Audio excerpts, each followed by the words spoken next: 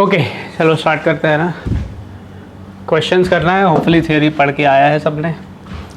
Theory इस chapter का ज़रूरी है पढ़ना, बिकॉज न्यूमेरिकल से थ्योरेटिकल क्वेश्चंस हाँ बराबर नंबर में आएंगे, ऑलमोस्ट इक्वल नंबर पे आते हैं न्यूमेरिकल्स एंड अगर थ्योरी आपका ठीक है तो भाई न्यूमेरिकल तो सॉल्व हो ही जाएगा। ठीक, तो fixed concepts, fix model of questions JEE में भी देखेंगे, कई क्वेश्चंस रिपीट होते रहेंगे। प्योरली सेमीकंडक्टर के क्वेश्चंस कर रहे हैं क्लास में, एंड सारे बाकी के जो खास करके गेट्स के जो क्वेश्चंस होंगे, हो सकता है आपने कंप्यूटर्स में भी पढ़ा हो, अगर लिया है कंप्यूटर तो मैथ में तो पढ़ा भी होगा। गेट्स भी आपको इम्पोर्टेंट है, गेट्स बहुत बेसिक हैं। एंड और नैंड नॉर नॉट, यही गेट्स है आपके। तो भाई ट्रूथ टेबल बनाना, इनपुट का आउटपुट लिखना, एंड फिर भाई जो रिजल्ट आएगा ये लिखना, राइट। ज़रूरी है, इम्पोर्टेंट है। हाँ क्या कुछ क्वेश्चन गेट्स के क्या ट्रांजिस्टर वाले होते हैं? हाँ वो तो देख लेते हैं। क्या आएगा यार, कौन सा गेट आएगा ट्रांजिस्टर से? आपका ट्रांजिस्टर आप कैसे कैसे यूज़ करते हैं? ट्रांजिस्टर को स्विच की तरह यूज़ करेंगे या एम्पलीफायर की तरह यूज़ करेंगे? भाई गेट्स में जो ट्रांजिस्टर लगेगा ऑब्वियसली स्विच लगेगा। स्विच क्या होता है? सिग्नल ऑन है तो वो ऑफ है भाई, अगर ऑफ किया है तो ऑन है, यानी कि कौन सा गेट? कौन सा गेट हुआ? नॉट गेट हुआ। ट्रांजिस्टर को आप नॉट गेट की तरह यूज़ करेंगे, दैट्स इट। बाकी का कुछ सर्क्यूट होगा आगे पीछे जिससे कुछ सिग्नल आएगा नहीं आएगा वो आपको देखना है। Transistor as a NOT gate you will use, because transistor को आप एक स्विच की तरह यूज़ करते हैं। एनीवे, चलिए ये first question, the value of power dissipated across the Zener diode connected in the circuit as shown in the figure is x into 10 power minus 1। ठीक है, तो Zener diode का ये पर्टिकुलर सर्क्यूट बहुत ज़्यादा कॉमन है जेई मेंस में। एक पर्टिकुलर मान के चलते हैं, साल के जेई मेंस में भी भर भर के Zener diode के क्वेश्चन आते हैं, राइट। तो Zener diode का बेसिक एप्लीकेशन है, इट वर्क्स एज अ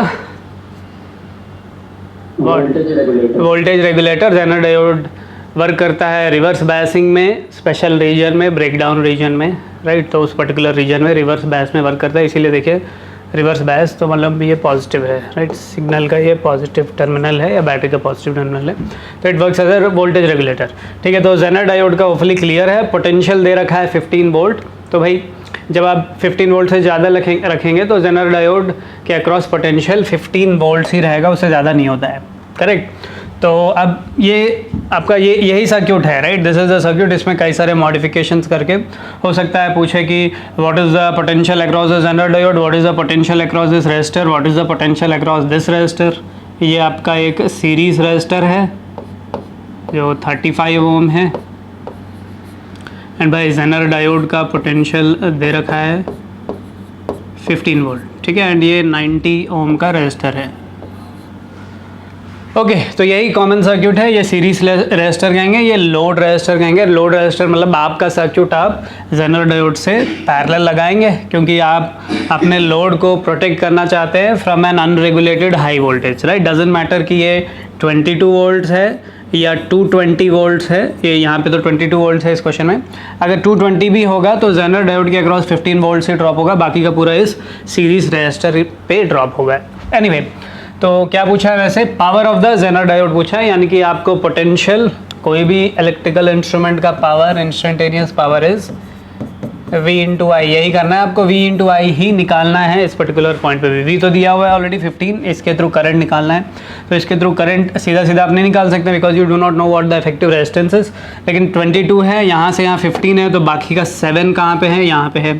तो इस पर्टिकुलर सीरीज रेजिस्टर के अक्रॉस जो भी आपका पोटेंशियल का ड्रॉप होगा वो क्या होगा? वो 7 होगा। 22, 15 यहाँ पे, बाकी का 7।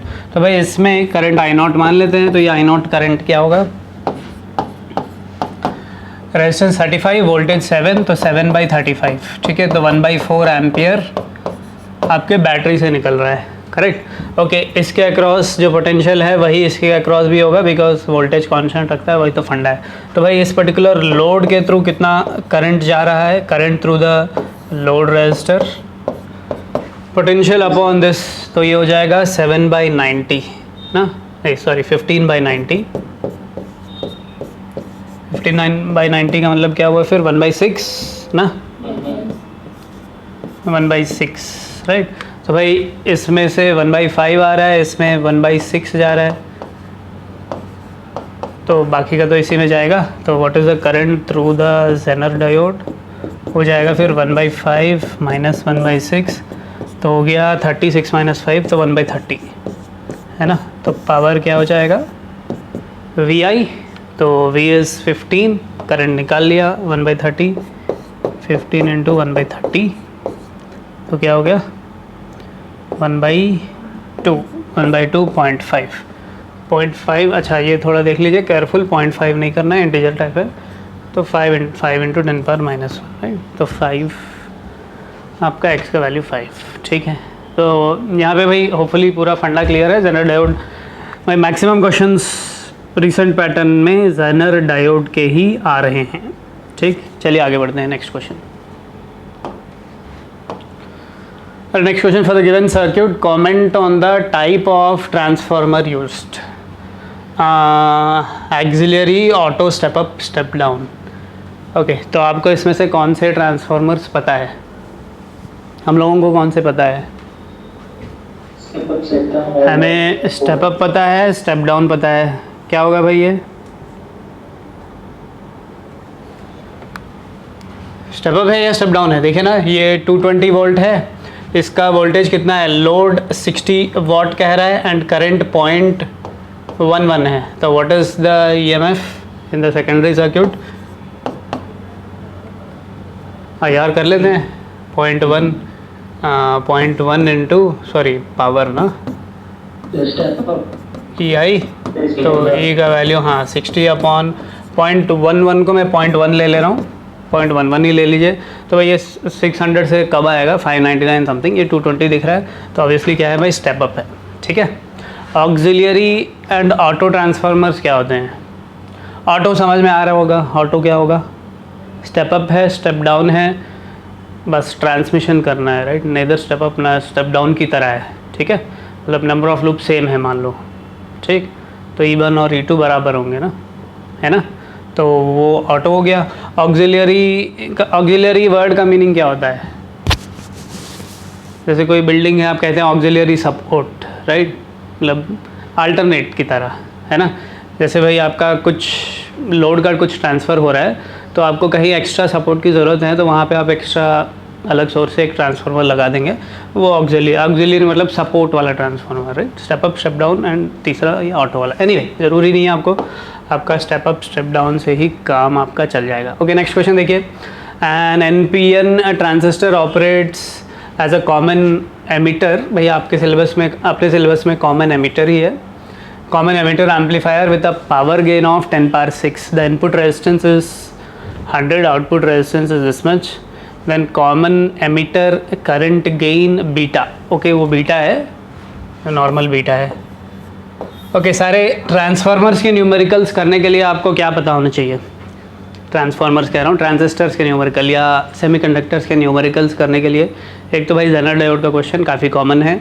Forward biasing, reverse biasing. Forward biasing में क्या होता है, रिवर्स बायसिंग में क्या होता है? आइडियल डायोड के लिए, सिलिकॉन डायोड के लिए फॉरवर्ड बायसिंग, रिवर्स बायसिंग में तो रेजिस्टेंस इन्फिनिटी ही होता है। तो भाई सिलिकॉन या जर्मेनियम के लिए फॉरवर्ड बायसिंग में क्या होता है, राइट। इतना पार्ट आपको डायोड से याद रखना है। ऐसे फटाफट बताइए, सिलिकॉन में फॉरवर्ड बायस में क्या लेते हैं आप? पोटेंशियल डिफरेंस ले लेते हैं, रेजिस्टेंस ज़ीरो नहीं कहेंगे आप, कुछ रेजिस्टेंस होगा, we do not know what the resistance is. तो रेजिस्टेंस होने के कारण कुछ पोटेंशियल डिफरेंस होगा, वो पोटेंशियल डिफरेंस सिलिकॉन के लिए क्या होता है फॉरवर्ड बायसिंग में? 0.7 वोल्ट होता है, वो याद रखना है आपको, ठीक है। तो सिलिकॉन डायोड के लिए 0.6 to 0.7, न्यूमेरिकल्स के लिए 0.7 ले लेंगे, तो उसको थ्रेशोल्ड वोल्टेज कहते हैं, है ना। Threshold voltage for silicon is 0.7। भाई जर्मेनियम है तो 0.3 आगे यूज़ होगा। वैसे जर्मेनियम के लिए आपको 0.3 लेना पड़ेगा। सुनाई दे रहा है? Hello, alright. तो वो आपको याद रखना पड़ेगा as far as PN junction diodes are concerned. Okay, transistor का कोई भी क्वेश्चन के लिए आपके पास अल्फ़ा है, बीटा है। अल्फ़ा क्या है और बीटा क्या है? अच्छा, बीटा क्या है? Change in collector current upon emitter. Beta is current gain, है ना, क्वेश्चन में ही दे रखा है भाई, बीटा आपका करंट गेन है। तो बीटा इज करंट गेन, एक तो ये हो गया करंट गेन। तो बीटा का फॉर्मूला क्या होता है? बीटा का फॉर्मूला क्या है? IC by IB। IC upon IB मुझे याद नहीं है इसीलिए पूछ रहा हूँ यार। IC अपॉन IB क्योंकि कॉमन एमिटर कॉन्फ़िगरेशन आप बात करेंगे कॉमन एमिटर कॉन्फ़िगरेशन में सिंपल सी बात है, इनपुट करंट क्या है? IB आपका इनपुट करंट है, IC आपका आउटपुट करंट है, तो आउटपुट बाय इनपुट है एसेंशियली है, राइट। तो IC upon IB is called as current gain for common emitter configuration. अच्छा, इसके अलावा एक और कांस्टेंट है अल्फ़ा। अल्फ़ा किससे बराबर? IC by IE। IC upon I. अच्छा, ये क्या है? अल्फ़ा क्या है? मतलब आपने लिए अल्फ़ा की कोई ज़रूरत नहीं है, लेकिन अल्फ़ा क्या है ये तो पता होना चाहिए। अल्फ़ा क्या है? Current gain in common emitter. हाँ, कॉमन बेस। कॉमन बेस में है, राइट। ये कॉमन एमिटर में है एंड ये कॉमन बेस में है। वहाँ पे ये क्यों है भाई? फॉर्मूला कहाँ से आया? वहाँ पे इनपुट ये है, वहाँ पे आउटपुट ये, आउटपुट बाय इनपुट है, राइट। लेकिन अपने लिए जब कोई भी जेई का क्वेश्चन में अगर करंट गेन करके वो कह रहा है तो भाई वो अगर नहीं भी दिया है तो कॉमन एमिटर का ही है, तो this is our current gain. Anyway, alpha beta के बीच में रिलेशन, या this is the formula, right. Emitter current is equal to collector current plus base current. एक ये फार्मूला हो गया। अल्फ़ा क्या है? ये हो गया। बीटा क्या है? ये हो गया।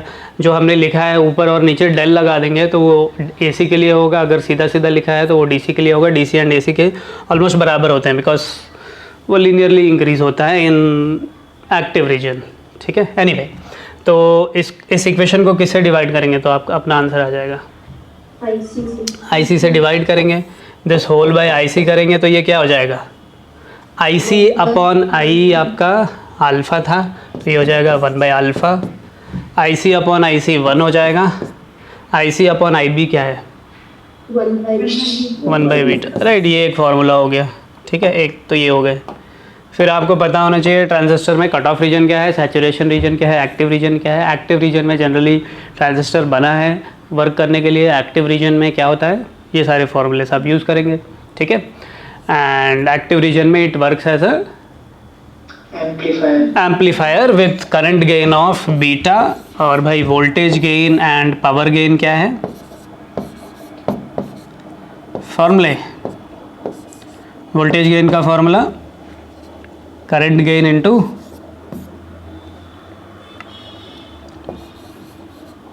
क्या है यार formula? R output upon R input. ये आपका वोल्टेज गेन का फॉर्मूला है एंड पावर गेन का formula this into this, right. Current into voltage power की तरह current gain into voltage gain, that is beta square into RO by RI। This is what my power gain is, ठीक है। ये सब पता होना चाहिए। इसके अलावा all you need to know is transistor को कोई न्यूमेरिकल करने के लिए कि सैचुरेशन स्टेट क्या है एंड और क्या स्टेट है, active, saturation and cut of state, ठीक है। तो चलिए भाई वो सब आगे आएगा। यहाँ पे सीधा सीधा क्या बोल रखा है, तो पावर गेन दे रखा है 10 पावर 6। पावर गेन का क्या फॉर्मूला है? 10 power 6 is beta square into, उसको रेजिस्टेंस गेन भी कहते हैं। Resistance output by resistance input, that is resistance gain, ठीक है। एनीवे, तो रेजिस्टेंस आउटपुट क्या है? आउटपुट मतलब लोड। लोड रेजिस्टेंस दे रखा है 10 kilo ohm, that is 10 into 10 power 3। And input resistance क्या है? इनपुट रेजिस्टेंस 100, तो 10 स्क्वायर बचेगा, उधर जाएगा तो beta square is 10 power 4, beta is 100। यही पूछा है तो 100, राइट। 100 आपका आंसर हो जाएगा। अरे चलिए आगे बढ़े फिर। ओके, नेक्स्ट क्वेश्चन देखिए। ये तो सीधा सीधा थ्योरेटिकल क्वेश्चन है। क्या है formula? 1 by alpha equal to 1 by beta plus 1। उसमें से देख लीजिए जो भी ऑप्शन आपका मैच कर रहा है। चलते हैं फिर next. The typical output characteristic curve for a transistor working in common emitter configuration is shown. The estimated current gain from the figure is, तो भाई क्या करेंगे? करंट गेन क्या है? IC by IB। IB ये है 10 माइक्रो एम्पियर है, तो IC का वैल्यू 2 मिली एम्पियर है। तो भाई आप डबल कर रहे हैं, ये डबल हो रहा है, ट्रिपल कर रहा है, ट्रिपल हो रहा है, 4 गुना कर रहे हैं, 4 गुना है। फिर बल्कि आप इस लाइन का स्लोप भी ले सकते हैं, बट चलिए delta IC current gain change कर रहे हैं, मतलब वेरिएबल है, तो क्या करेंगे फिर आप? Delta I C upon delta I B, right.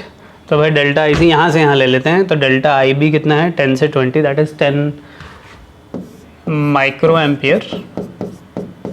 ऊपर डेल्टा आई सी है, आई सी कितना है 2 to 4 हुआ, that is 2 to 4 milli ampere, 2 milli ampere 10⁻³ right. तो ये अपना आंसर है, बीटा का वैल्यू 1/10 ना 0.1। करंट गेन ही पूछा है, बीटा ही पूछा है, राइट। Answer is 1/10। ठीक, चलें आगे। Next question. So micro ampere में -6 होगी ना बाबू? हाँ बेटा, माइक्रो एम्पियर में से -6 होगी ना बाबू? हाँ ये 10 नीचे ना, डेल्टा आई बी, ओके। एक तो ये 10 है, 10⁻⁶ है, करेक्ट करेक्ट। तो कितना आ रहा है फिर? 200। ओके, चलिए आगे बढ़ते हैं। Next, if an emitter current is change by delta, emitter current is delta I E ना, emitter 4 micro ampere, the collector current changes by 3.5, the value is beta. Same formula, फिर डेल्टा 4 आपका ये delta I E है equal to delta I C जो कि 3.5 plus delta I B. यहाँ से delta I B निकल जाएगा, delta I C upon delta I B आपका आंसर हो जाएगा, राइट। चलिए आगे बढ़ते हैं। The connection with the circuit drawn, the value of current flowing through the 2 kilo ohm resistor is dash. ठीक है, फिर से ये सिंपल जेनर सर्क्यूट है, आपको दिख रहा है 10 वोल्ट आपका अनरेगुलेटेड वोल्टेज है, 5 वोल्ट आपका जेनर वोल्टेज है। तो भाई ब्रेकडाउन 5 पे होगा तो उसके अक्रॉस 5 ही होगा, तो 1 किलो वाट के अक्रॉस भी 5 वोल्ट का ही डिफरेंस है। तो करंट निकाल लेंगे, उसमें से 5 वाट उस 2 किलो वाट के अक्रॉस पोटेंशियल है एंड बाकी का करंट जेनर डायोड से जाएगा, राइट। तो वही क्वेश्चन है, बेसिक वही similar question, very same question, बल्कि आगे बढ़ते हैं। Okay, next question. Zener breakdown occurs in a PN junction having P and N. ठीक है, जेनर डायोड का प्रॉपर्टी क्या करते हैं, डोपिंग क्या होता है जेनर डायोड में? डिप्लीशन रीजन का लेंथ क्या होता है जेनर डायोड में?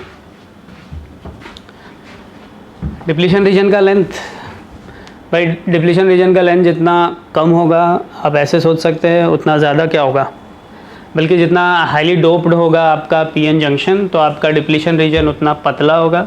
अगर डिप्लीशन रीजन पतला है तो ब्रेकडाउन वोल्टेज आराम से मिल जाएगा, right. For a particular reverse voltage आपका वो थ्रेशोल्ड बढ़ जाता है, V0 plus whatever you have applied reverse में, तो E equal to V into D करेंगे। D जितना पतला होगा आपका E उतना ज़्यादा होगा एंड ब्रेकडाउन आपका अचीव हो पाएगा, राइट। तो heavily doped and depletion region क्या होता है, नैरो हो जाता है, राइट। तो option 2। Okay, next. Given below are two statements. PN junction diode can be used to function as transistor simply by connecting two diodes back to back, which act as base terminal. In study of transistor, तो गलत है obviously first bit. In study of transistor, the amplification factor indicates ratio of collector current to the base current. ये सही है। कौन सा? पहला गलत, सेकंड सही। ठीक है, पहला गलत क्यों? पहला क्यों गलत है? पहला क्यों गलत है? सर डोपिंग लेवल्स डिफरेंट होने चाहिए। किसकी डोपिंग लेवल्स?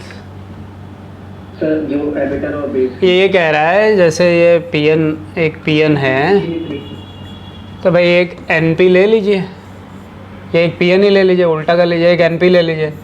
चलिए इन दोनों को ज्वाइन करके क्या पीएनपी ट्रांजिस्टर आप बना सकते हैं। यहाँ तक मत जाइए, बस आप एक हाँ, अब अगर आप एक पी टाइप का एक स्लैब लेते हैं, एक एन टाइप का स्लैब लेते हैं, इन दोनों को जोड़ के आपका पीएन जंक्शन बनता है क्या? पीएन जंक्शन कैसे बनता है? ऐसे नहीं बनता है, राइट, नॉट पॉसिबल। अगर ऐसे बनेगा तो ये पी रहेगा, ये एन रीजन रहेगा, right. There will not be any diffusion, there will not be any drift. आप अगर कनेक्ट भी कर देंगे तो ऑब्वियसली एक स्लैब को आप क्या करना पड़ेगा, आपको एक स्लैब में आपको इधर से डोनर एटम्स, इधर से एक्सेप्टर एटम्स डिफ्यूज़ करके आपको वो पीएन रीजन बनाना पड़ेगा एक particular slab, right. Similarly for the transistor, obviously दो कनेक्ट करेंगे तो नहीं होगा, जैसे दो पी रीजन्स को कनेक्ट करके आप एक पीएन जंक्शन नहीं बना सकते हैं। ऑलराइट, चलिए next. 5 volt battery is connected across points X and Y. Assume D1 and D2 to be normal silicon diodes. Find the current by the battery if positive terminal of the battery is connected to point X. क्या होगा भाई? Positive terminal X को connect कर रहे हैं तो I have got something like this. D2 तो भाई हटा दो क्योंकि ये रिवर्स बायस है, इन्फिनिट रेजिस्टेंस है, there won't be any current, तो करंट इससे जाएगा। बोल रखा है सिलिकॉन डायोड, तो 5 नहीं लेंगे बिकॉज 5 वोल्ट का इसके अक्रॉस कितना ड्रॉप हो जाएगा 0.7, तो इसके थ्रू करंट कितना हो जाएगा 5 माइनस 0.7 4.3 इसके अक्रॉस है अपॉन 10, राइट, तो 0.43 है ना। कोई डाउट इसमें? नहीं, चलो नेक्स्ट। ओके, ये तो बहुत ही बेसिक क्वेश्चन है, सारे पूरा थ्योरी पता है, तो आई थिंक एक ही बिट या 2 बिट से आप एटलीस्ट मार्क कर सकते हैं। रेक्टिफायर आप पता है, रेक्टिफायर में हाफ वेव रेक्टिफायर है, फुल वेव रेक्टिफायर है, होपफुली सबको याद है। हाफ वेव रेक्टिफायर कैसे करेंगे, सीधे 2 डायोड्स लगा देंगे सर्किट में, ऊपर से एक नीचे से एक, तो आपका वोल्टेज रेक्टिफाई होके आ जाएगा, राइट। अगर आपको फुल वेव रेक्टिफायर चाहिए तो you will use centre tap transformer और you will use 4 diodes in that star circuit, right. चलिए एनीवे, तो रेक्टिफायर एसेंशियली क्या करना है भाई, आपको क्या करना है, एसी से डीसी कन्वर्ट करने के लिए, ठीक है। Stabiliser, voltage stabiliser, voltage constant रखने के लिए, transformer step up step down करने के लिए। फिल्टर कहाँ यूज़ होता है, फिल्टर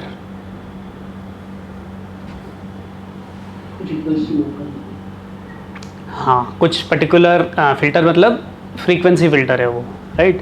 आपका सिग्नल में अगर कई सारे वोल्टेजेस है, कुछ वेरी हाई है, कुछ वेरी लो है, तो आप एक बैंड पास फ़िल्टर कहेंगे सेंटर्ड एट मिड वैल्यू, ताकि हाई फ्रीक्वेंसी वाले भी फ़िल्टर हो जाएं, लो फ्रीक्वेंसी वाले भी फ़िल्टर हो जाए। कैसे होते हैं ये सब, हो सकता है कम्युनिकेशन सिस्टम में आपने देखा हो, ठीक। एनीवे, बैंड पास फ़िल्टर आप कम्युनिकेशन सिस्टम में यूज़ करते हैं ना, डीमॉड्यूलेशन के टाइम पे यूज़ किया जाता है। एनीवे, तो rectifier is use to convert AC to DC, ये 2, तो A का 2, अच्छा बहुत सारे हैं, B का 1 1 1 4 1, तो B भी देख लेते हैं। Stabiliser use to constant voltage, तो B का 4, एक ही ऑप्शन में है, A to B 4 हो गया। ओके, तो फिल्टर का क्या बोला है, D का 3 use to remove any ripple in the rectified output voltage. Ripple in the sense sudden, कुछ बीच में अगर सिग्नल अगर सडनली कहीं पे हाई फ्रीक्वेंसी या लो फ्रीक्वेंसी में कूदता है तो वही उसको एलिमिनेट करना है। तो आप जानते हैं क्या करेंगे, AC है तो भाई आपको एक कई सारे फ्रीक्वेंसी जा रहे हैं, एक हाई फ्रीक्वेंसी को आपको अगर ब्लॉक करना है तो क्या करेंगे आप, AC वोल्टेज है, हाई फ्रीक्वेंसी कैसे ब्लॉक करेंगे, क्योंकि किया होगा आई थिंक कम्युनिकेशन सिस्टम में। High frequency you will block by, भाई किसका प्रोपोर्शनल टू फ्रीक्वेंसी होता है, किसका, इंडक्टर का ना, XL, राइट, इंडक्टिव रिएक्टेंस। एक वेरी लार्ज इंडक्टर लगा देंगे तो XL क्या होता है, इफेक्टिव रेजिस्टेंस क्या होता है, ओमेगा L हो जाएगा, ओमेगा वेरी वेरी है, XL वेरी वेरी हाई हो जाएगा उस फ्रीक्वेंसी के लिए, वो ब्लॉक हो जाएगा। और भाई अगर लो फ्रीक्वेंसी ब्लॉक कर रहे हैं तो क्या करेंगे, कैपेसिटर लगा देंगे, XC का वैल्यू 1/ωc। ऑलराइट, चलिए आगे बढ़ते हैं। For extrinsic semiconductors when doping is increased, हाँ बेटा,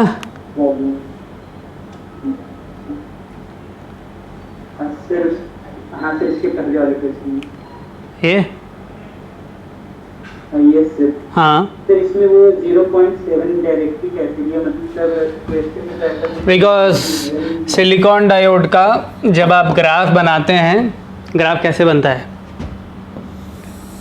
हम लोग ने क्लास में क्वेश्चन सॉल्व किया तो उसमें हम लोग ने ऐसे समीकरण सिलेक्ट किया था, वहाँ पे सिलिकॉन डायोड करके नहीं दिया होगा, वहाँ पे नॉर्मल डायोड करके दिया होगा। देखिए 2 टाइप के क्वेश्चन आ सकते हैं, एक नॉर्मल डायोड करके नहीं होगा बल्कि आइडियल डायोड करके होगा। आइडियल डायोड है तो फॉरवर्ड बायस में रेजिस्टेंस 0 है ना, रेजिस्टेंस 0 तो भाई उसको आप हटा ही दीजिए, शॉर्ट कर दीजिए वाला पार्ट। लेकिन सिलिकॉन या जर्मेनियम डायोड आई थिंक अभी क्लास के बिगिनिंग में बोला है, सिलिकॉन डायोड दिया है या जर्मेनियम डायोड दिया है, तो भाई सिलिकॉन या जर्मेनियम डायोड फॉरवर्ड बायसिंग में प्रॉपरली तभी आता है when the voltage increases by more than, ये अराउंड 0.7 वोल्ट होता है फॉर सिलिकॉन। यही चीज़ आपका जर्मेनियम के लिए 0.3 होता है, राइट। तो करंट ऐसे एक्सपोनेंशियली इंक्रीज होता है after you have cross this threshold voltage, right, क्योंकि पीएन जंक्शन में you have something called barrier potential, right, है ना। तो भाई बैरियर पोटेंशियल को आप ओवरकम करेंगे तभी आपका डिफ्यूजन करंट होगा। तो जैसे ही आप 0.01 फॉरवर्ड बायसिंग में अगर आप मान के चलते हैं सिलिकॉन, आपका सिलिकॉन पीएन जंक्शन है, तो आप अगर मान के चलते हैं 0.1 वोल्ट लगा दिए हैं तो भाई क्या फॉरवर्ड करंट बन जाएगा, अच्छे से प्रॉपर सर्किट बन जाएगा? नहीं, ऑब्वियसली आपको वंस यू क्रॉस दैट 0.7 तब आपका बैरियर पोटेंशियल पूरा ओवरकम हो गया है एंड आपका फॉरवर्ड करंट अच्छा खासा इंक्रीज होगा, है ना। तो सिलिकॉन के अक्रॉस सिलिकॉन डायोड करके स्पेसिफिकली मेंशन किया है, तो मीनिंग यही है कि आप 0.7 वोल्ट दें। इसीलिए वो भाई वो दूसरा ऑप्शन भी दे रखा है क्वेश्चन में ना, वो अगर आप नहीं लेंगे तो क्या आ जाएगा 5/10 0.5 आ जाएगा ना, वो ऑप्शन होगा ऑब्वियसली। तो सिलिकॉन डायोड मेंशन करने का यही रीज़न है, ठीक। चलिए चलिए आगे बढ़ते हैं, ये हो गया था ये वाला। For extrinsic semiconductors when doping level is increased, Fermi level क्या होता है? फर्मी लेवल क्या होता है भाई? ओके, फर्मी लेवल क्या है?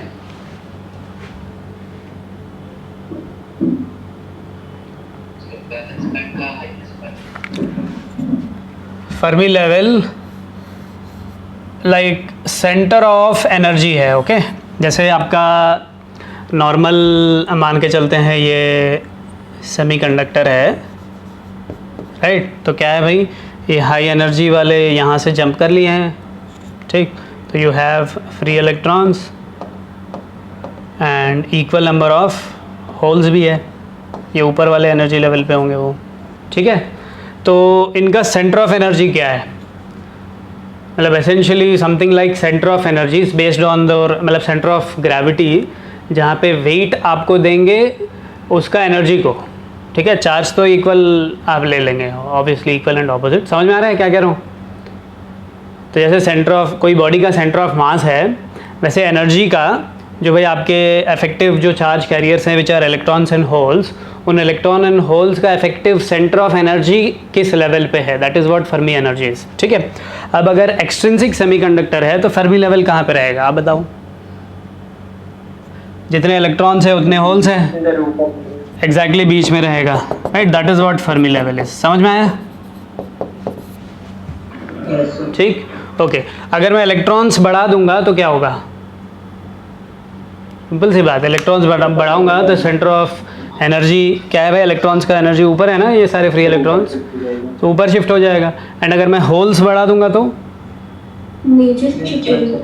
समझ में आ गया सबको? वेरी वेरी सिंपल लैंग्वेज में समझा दिया हूँ। क्या आप बताओ फिर कौन सा ऑप्शन सही रहेगा? तो आप अगर पी टाइप करेंगे तो आप होल्स बढ़ाएंगे, आप अगर एन टाइप बना रहे हैं तो आपका क्या होगा? डायग्राम भी है, मतलब खाली डायग्राम दिया हुआ है एनसीईआरटी में, इस चैप्टर से इसलिए एनसीईआरटी आप फॉलो करेंगे तो काफ़ी है भाई। वो एनर्जी का वो डायग्राम दे रखा है ना, तो भाई वो डोनर एटम का ऊपर चला जाता है एनर्जी, तो भाई फर्मी लेवल यहाँ पे कहीं पे बन जाएगा। एनीवे आप खुद सोचिए, आप अगर पी टाइप बना रहे हैं या एन टाइप बना रहे हैं ना, डोनर एटम साइड कर रहे हैं, एन टाइप बना रहे हैं, तो एन टाइप बनाएंगे तो भाई क्या हो जाएंगे? ये सारे ज़्यादा हो जाएंगे, तो Fermi level very close, huge number में बढ़ जाते हैं ना, नंबर ऑफ इलेक्ट्रॉन्स, जबकि होल्स कम भी हो जाते हैं ना, होल्स कम हो गए, ये इलेक्ट्रॉन्स ह्यूज नंबर बढ़ गया आपका, तो क्या हो गया? फर्मी लेवल ऊपर शिफ्ट हो जाएगा। तो देखिए कौन सा ऑप्शन सही है। Fermi level of P type and N type will not be affected, गलत है। Fermi level of P type will go downward, Fermi level of N type will go upward, सही है, हो गया। तो option number 2, okay. Alright, next, LED is constructed from GaSP semiconductor. The energy gap of LED, this LED is 1.9 electron volt. Calculate the wavelength light emitted wavelength of light emitted and its colour. ठीक है, LED का basic फंडा यही है। क्या है फंडा LED का? इलेक्ट्रॉन और होल कंबाइन होते हैं जिससे पीएन जंक्शन है, फॉरवर्ड बायस में रखेंगे, हेवीली डोप्ड रहेगा, इलेक्ट्रॉन होल पेयर्स कंबाइन करेंगे। तो भाई इलेक्ट्रॉन होल पेयर्स कंबाइन करने पे कितना एनर्जी रिलीज होगा? कुछ भी रैंडम रिलीज होगा या fixed energy? Electron hole pair combine मतलब बॉन्ड बन रहा है, बॉन्ड का कुछ फिक्स्ड एनर्जी होगा, फिक्स्ड वेवलेंथ का एमिशन होगा। तो भाई अगर वो एमिशन रेड कलर के रेंज में है तो रेड दिखेगा वो एलईडी, अगर ब्लू कलर में है तो ब्लू दिखेगा ऑब्वियसली। अगर भाई वाइट एलईडी भी है तो वाइट एलईडी कहाँ से बन रहा है फिर? अगर सारे ही कलर्स आप ले ले रहे हैं तो फिर वो वाइट एलईडी हो ऑब्वियसली। ठीक है, एनीवे तो किया होगा क्वेश्चन भी। तो यहाँ पे एक पर्टिकुलर ये मटेरियल का सेमीकंडक्टर मिल रहा है, तो भाई वो डेल्टा ए जी इतना है। तो सीधी सी बात hc/लैम्डा क्या होगा? इससे बराबर हो जाएगा 1.9 इलेक्ट्रॉन वोल्ट। तो hc का वैल्यू दिया है, लेकिन आप ये चीज़ यूज़ कर लेंगे 1240 ना, 1240/9.8 ये इलेक्ट्रॉन वोल्ट कट जाता है, ऊपर नैनोमीटर में आ जाता है, राइट। तो ये फॉर्मूला यूज़ कर लेंगे तो बेटर होगा। तो भाई ये 1240/1.9 के वजह अप्रॉक्स 2 ले लेते हैं, तो 620 से ज़्यादा होगा। 620 से ज़्यादा कौन सा ऑप्शन है? 6 हल्का सा ना, बहुत ज़्यादा नहीं, 654 का रेंज क्या होता है? रेड होगा, रेड, राइट। आगे बढ़ते हैं। Right, next very similar circuit already देख चुके हैं। एंड यहाँ पे देखिए क्या बोला है, 2 डायोड्स करके बोला है। तो भाई 2 डायोड्स करके जब बोला है तो then you will take ideal diodes. Ideal diode है, रिवर्स बायस्ड है, काट दो इसको, फॉरवर्ड बायस्ड है। तो रेजिस्टेंस क्या हो गया? इफेक्टिव 130 + 120 कितना हो गया? 250।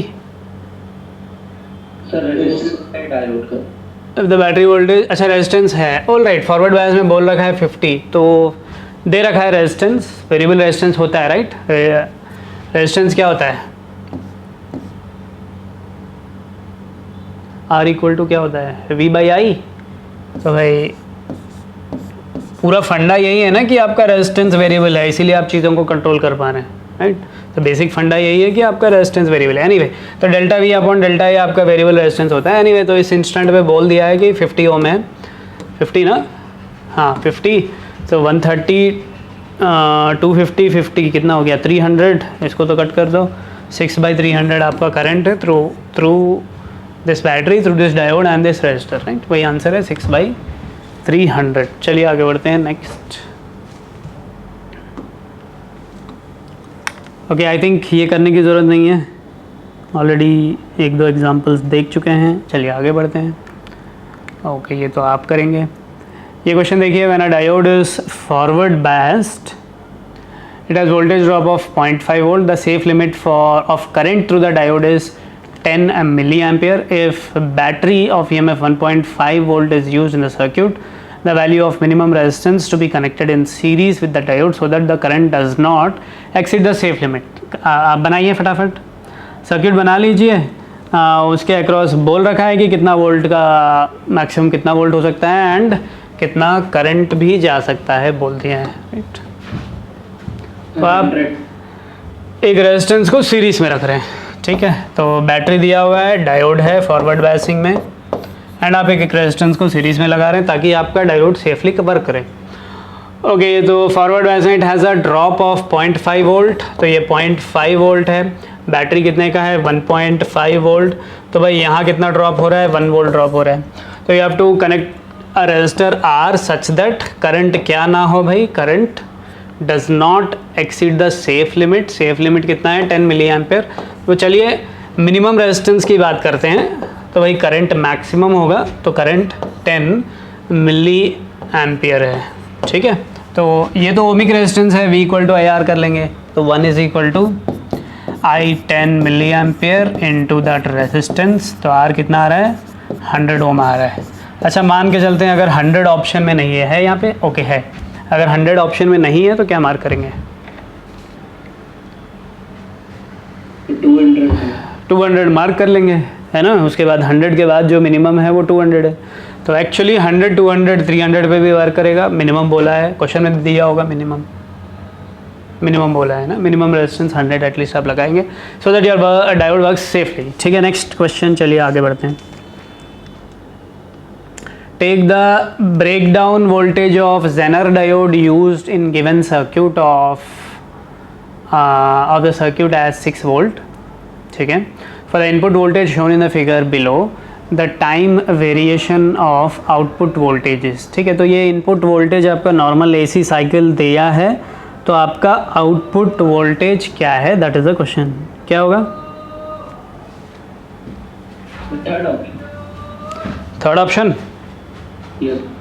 ओके, तो इनपुट पावर यहाँ पे पॉजिटिव मान लेते हैं। एक क्या है, फॉरवर्ड बायस्ड है, तो फॉरवर्ड बायस 0 रेजिस्टेंस, एंड दूसरा रिवर्स बायस्ड है। ठीक है, तो ये वोल्टेज का पीक वैल्यू 10 तक जा रहा है, तो 0 से बढ़ते बढ़ते बढ़ते ऐसे अज्यूम कर लेते हैं, 0 से बढ़ते बढ़ते बढ़ते बढ़ते 6 तक गया, फिर 6 से 10 तक गया। ठीक, फॉरवर्ड बायस्ड है तो 0 रेजिस्टेंस फ्रीली पास कर लेगा करंट। तो भाई अगर मान लेते हैं 6 से कम है तो पोटेंशियल डिफरेंस कितना होगा? तो जितना इनपुट होगा उतने, यहाँ पे हम निकाल रहे हैं राइट, यहाँ से यहाँ तक। अच्छा ये बताइए, थोड़ा ध्यान से सुनिए, आपका ये बैटरी है, डायोड है, आइडियल डायोड है, रेजिस्टेंस है। ठीक है, ये V0 है। ठीक, आइडियल डायोड के लिए ये आप क्या ले लेंगे, V0 ले लेंगे, यानी कि इसके अक्रॉस क्या होगा, 0 होगा। ठीक है, इसमें तो कोई डाउट नहीं है, तो सब जानते हैं। ओके, एनीवे नेक्स्ट देखिए, आइडियल डायोड की ही बात हो रही है। अच्छा यहाँ पे देखिए, let me make,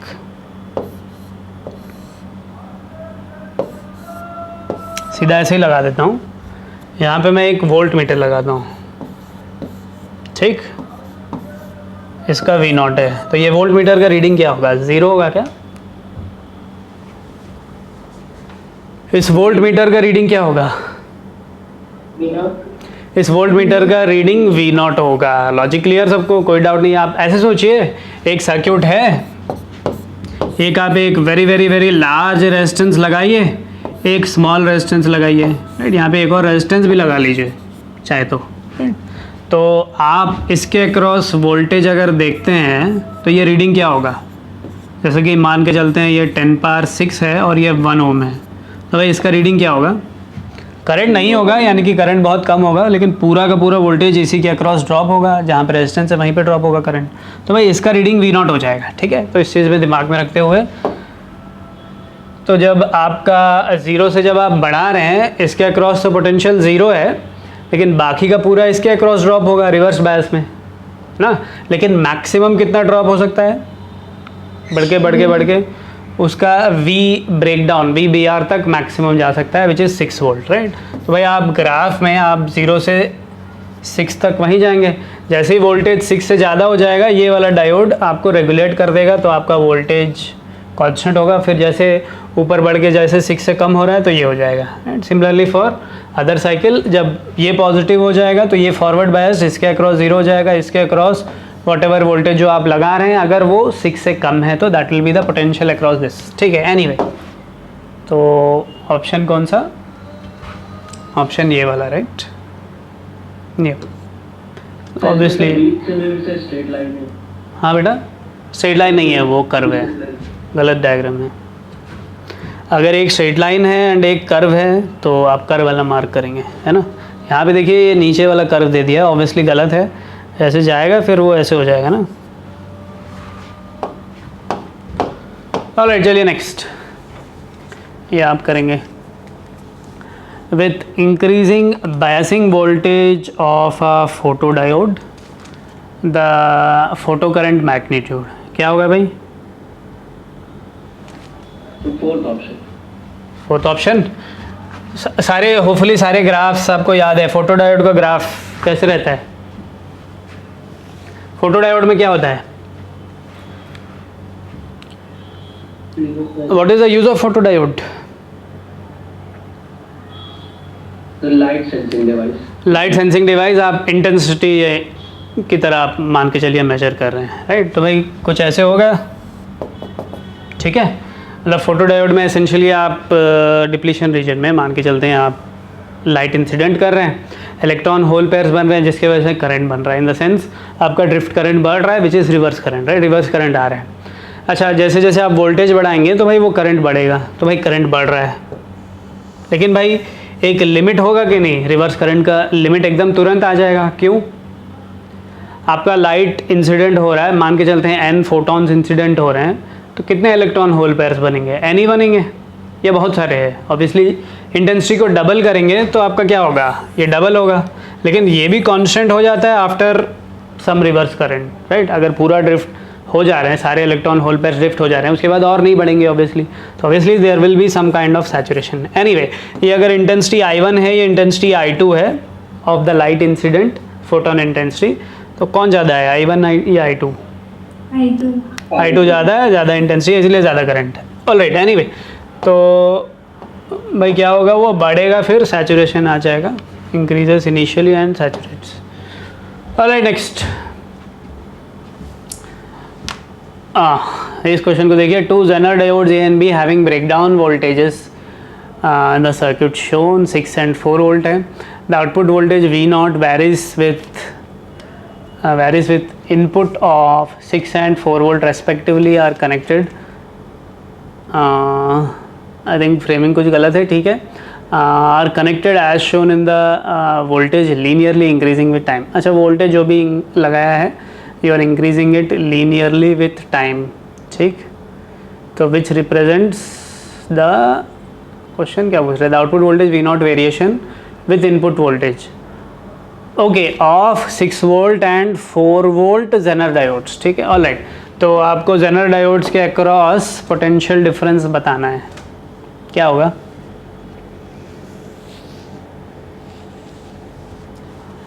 output variation with input of 6 and 4 volt Zener diodes with time आपको बताना है, ठीक है। क्या होगा आंसर?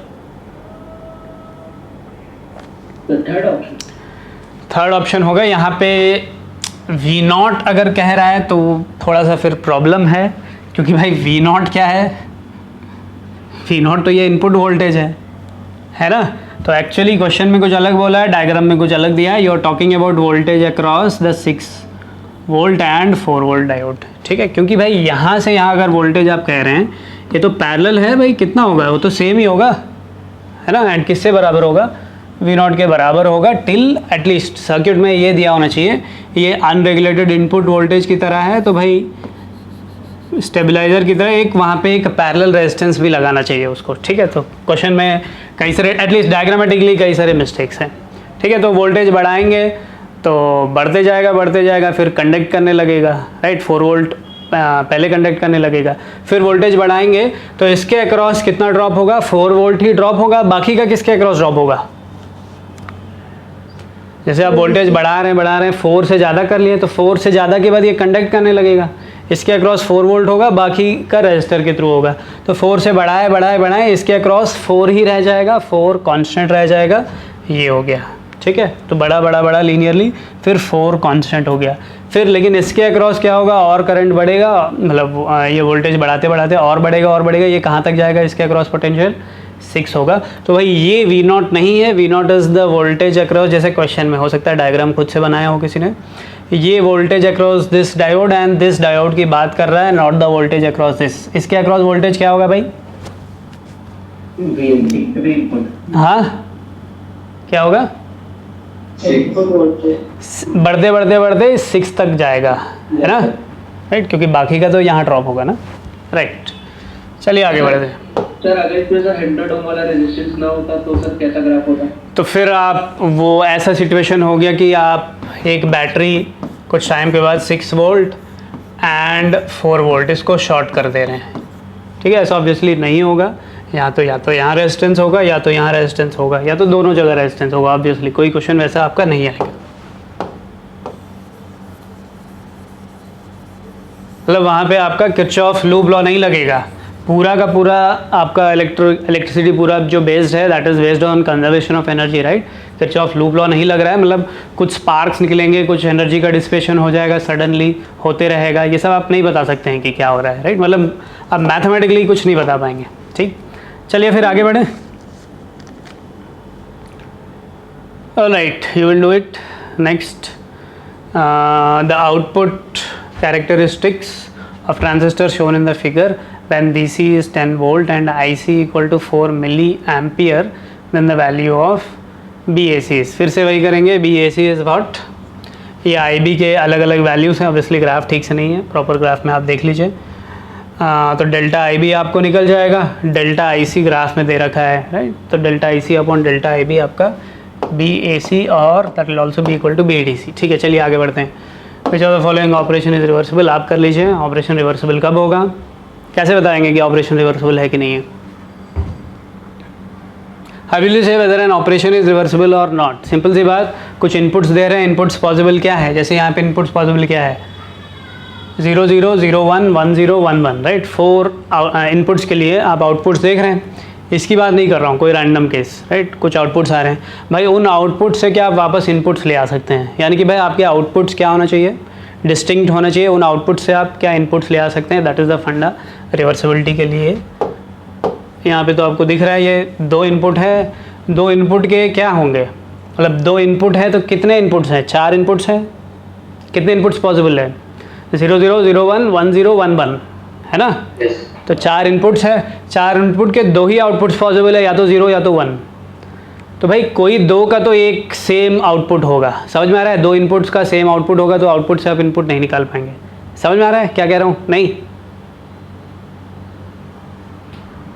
Yes sir. तो आउटपुट्स से आप इनपुट्स निकाल पाने के लिए भाई आपके आउटपुट्स डिस्टिंक्ट होंगे तभी निकाल पाएंगे, क्योंकि जैसे 2 है और यहाँ पे 4 इनपुट्स पॉसिबल है एंड 2 ही आउटपुट्स है, तो 4 में से कुछ के सिमिलर हो जाएंगे, जैसे 2 इनपुट्स का सेम आउटपुट है तो उस आउटपुट से वो कैसे किस पे जाएंगे, आप नहीं जा पाएंगे ऑब्वियसली, तो ये हो जाएगा ऑब्वियसली इस पर्टिकुलर केस में, लेकिन कोई रैंडम सर्किट के लिए बात कर रहा हूँ। इफ़ फ्रॉम आउटपुट समहाउ आप एक ट्रूथ टेबल बना के, कोई इक्वेशन बना के या कोई सर्किट बना के, चाहे कुछ भी गेट्स यूज़ कर लें, आप आउटपुट से अगर इनपुट की तरफ जा सकते हैं तो then you can definitely make reverse, उल्टा गेट बनाएंगे, इन्वर्स गेट बना लेंगे। Okay next, Boolean relation. हाँ बेटा, कोई कुछ पूछ रहा है? सर पिछला वाला नहीं आया था, फिर से बता दीजिए। पिछला वाला जैसे कि ये देखिए, एक एग्जांपल कहाँ गया, ये वाला ले लेते हैं, कोई भी ले लीजिए, नैंड एंड दिख रहा है और दिख रहा है, कोई भी ले लीजिए, जैसे ये है, ये क्या गेट है,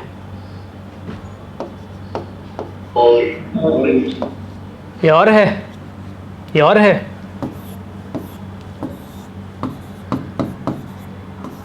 बताइए क्या होगा, ये आउटपुट, ठीक है, 0 0 0 1 1 0 1 1, क्या आएगा, 0 1 1 1, ठीक है। अब भाई आप अगर कोई आपको आउटपुट 1 देता है तो आप क्या कहेंगे, इनपुट क्या कहेंगे, 1 1 कहेंगे या 1 0 कहेंगे या 0 1 कहेंगे,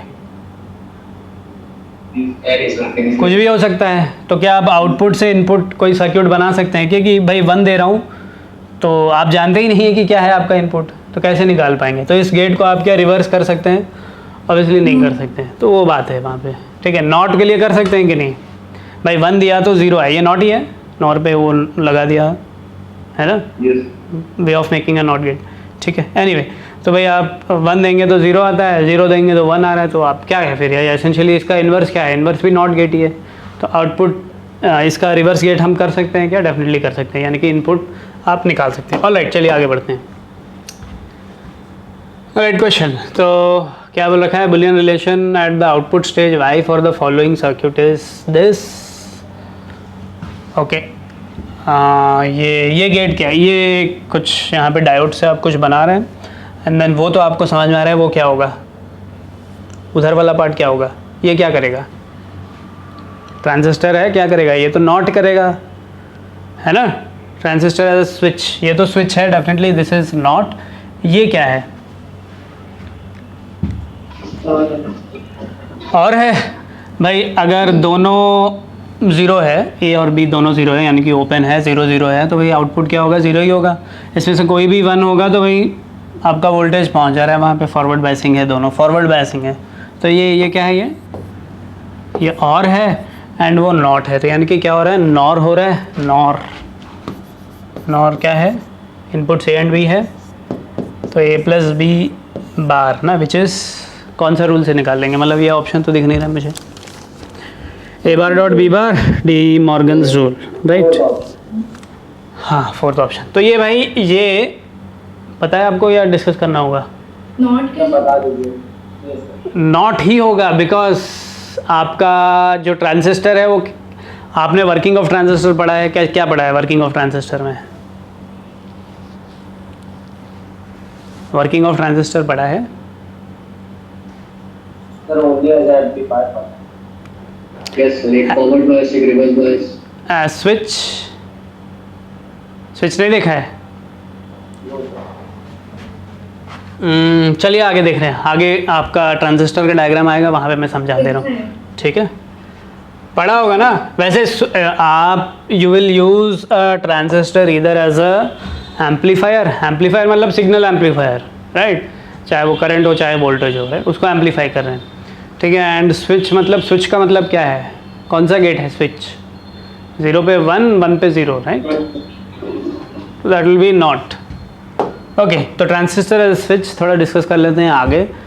होपफुली आपका सैचुरेशन रीजन क्या है एंड कट ऑफ रीजन क्या है, इतना आपको पता है ना? 3 रीजन्स होते हैं। क्या रीजन्स होते हैं? Saturation and cut of and active, ठीक है? तो एक्टिव रीजन में आपका ट्रांजिस्टर जनरली वर्क करता है एंड वो एम्पलीफायर की तरह वर्क करता है एक्टिवली। जो ग्राफ, ये ग्राफ देखा था, तो जैसे ये ग्राफ दिख रहा है आपको, तो ये एक्टिव रीजन है, ठीक है? एंड अगर आपका बहुत कम, अगर आप करंट यूज़ कर रहे हैं, इनपुट करंट, तो भाई आपका आउटपुट करंट भी 0 होगा। ये जो रीजन है ये क्या है, एंड ये रीजन जो है ये क्या है? Saturation and cut off regions है, ठीक है? तो आपका ट्रांजिस्टर या तो इस रीजन में काम करेगा एज एन एम्पलीफायर, या ये दोनों रीजन्स में अल्टरनेटली काम करेगा, ठीक है? कब इस रीजन में, कब इस रीजन में, ये हम देखते हैं, ठीक? अब इनपुट वोल्टेज लो रखेंगे तो आउटपुट वोल्टेज हाई रहेगा, मतलब बहुत लो रखेंगे। इनपुट वोल्टेज बहुत लो रखेंगे तो क्या होगा? VCC, VCE, VCC, VBB, VBE क्या है, ये सब पता है कि नहीं? हाँ, तो आपका इक्वेशंस याद है किसी को? चलिए, जहाँ ट्रांजिस्टर का डायग्राम आएगा वहाँ पे हम बात कर लेते हैं, राइट? तो इस रीजन में एंड इस रीजन में अल्टरनेटली जब वर्क करता है, it will work as a switch, ठीक है? अब देखते हैं आगे, that is NOT gate. Alright, तो अगर गेट्स में लगा है तो your transistor will be working as a switch obviously, तो दैट इज नॉट। चलिए आगे बढ़ते हैं, आते हैं उस पर। Both diodes used in the circuit shown are assumed to be ideal and have negligible resistance when these are forward biased, but built-in potential in each diode is 0.7 volt. For the input voltage as shown in the figure, the voltage at point is. Alright, again diagram में कुछ issue है। ये है आपका actual diagram, मान लीजिए, क्योंकि 4 volt बोला है, कौन सा टर्मिनल पॉजिटिव है ये नहीं बोला है, राइट? सो ये है आपका ये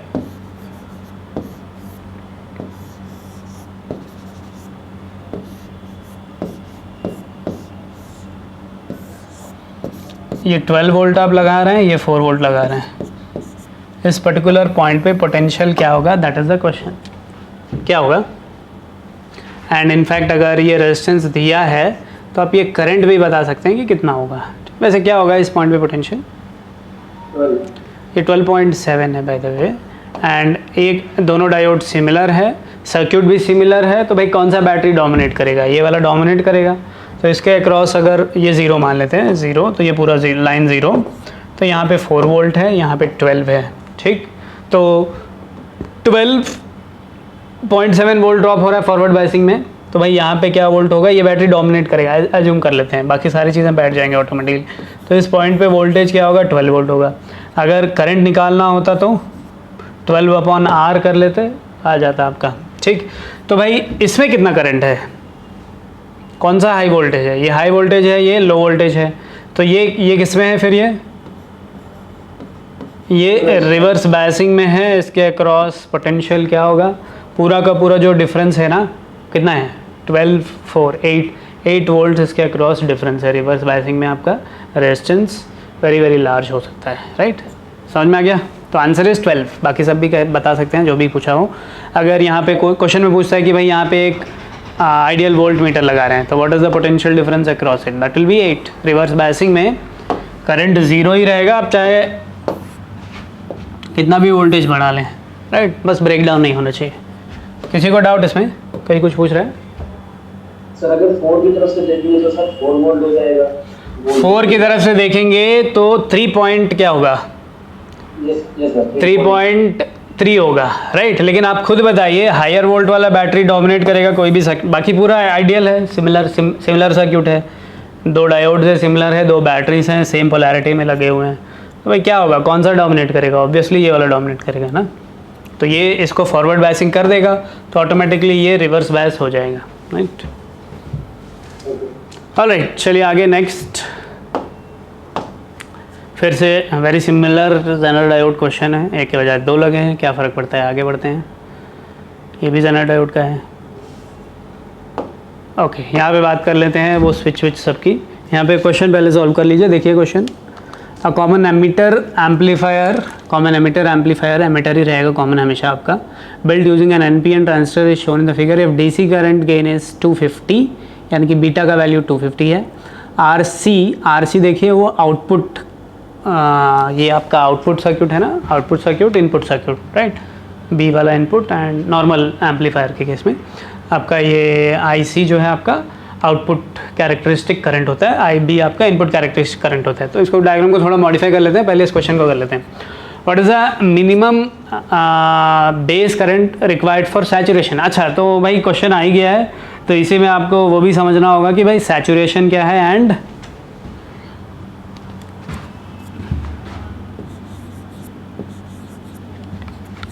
कट ऑफ रीजन क्या होता है, ठीक है। तो नॉर्मल सर्किट बना देता हूँ, जनरली ये ज़्यादा रहता है, सब चीज़ें जो भी आपको पता है, ठीक है। तो ये आपका आउटपुट रेजिस्टेंस है, ये आपका इनपुट रेजिस्टेंस है, this is the input voltage, ये आपका सिग्नल है वी आई, आप यहाँ पे लगाएंगे एंड आपका आउटपुट आप कहाँ कलेक्ट करेंगे? आउटपुट बताइए कहाँ कलेक्ट करते हैं? रेजिस्टेंस के अक्रॉस। वी सी आपका होता है, रेजिस्टेंस के अक्रॉस नहीं, ये आउटपुट होता है, ठीक है। यहाँ से यहाँ ये आपका कलेक्टर है, एमीटर है, बेस है, वी सी आपका आउटपुट वोल्टेज होता है, ठीक। तो किरचॉफ्स लूप लॉ लगाते हैं, क्या हो जाएगा? इधर से बताइए क्या हो जाएगा? V C C minus I R C, ये आपका क्या है? आउटपुट करंट है, इज इक्वल टू आप क्या लिखेंगे? आपका वी सी लिखेंगे विच इज़ आउटपुट वोल्टेज, ठीक है, राइट। ओके, अब ये बताइए आपका आई B, I C and I ई, ये तीनों प्रोपोर्शनल है? डेफिनेटली प्रोपोर्शनल है, at least in active region definitely proportional है। अच्छा, तो आप पहले ये बताइए, अगर आपका आई बी 0 है, ठीक है, आई बी 0 है, ठीक है, आई बी 0 कब होगा? ये फॉरवर्ड बायस है, तो भाई आपका आई बी 0 होगा जब वी आई 0 है ना।